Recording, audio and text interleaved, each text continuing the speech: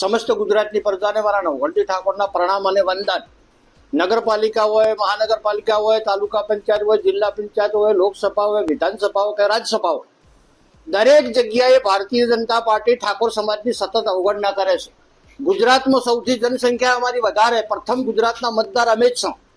આ રાજ્યસભાના 4 નામ જાહેર કરવામાં આવ્યા, અમે એક પણ ઠાકોરનો સમાવેશ કરવામાં આવ્યો નથી. હજી સુધી ભારતીય જનતા પાર્ટીના મોવડી મંડળને હું વિનંતી કરું છું કે ફોર્મ સોમવારે ભરવાનો છે, વચ્ચે રવિવાર આવે છે, હજી ફેરફાર કરવો હોય તો કરી શકાય. જો તમારે અમને ન્યાય આપવો હોય તો.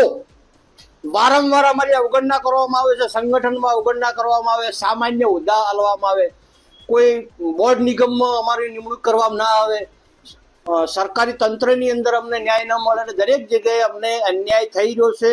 અને જ્યાં રાજ્યસભાના 4 નોમ જાહેર કરે એમાં તો ધરાહાર અમને અન્યાય થયો છે. અમારા આવડા મોટા સમાજની કોઈ નોંધ નહીં.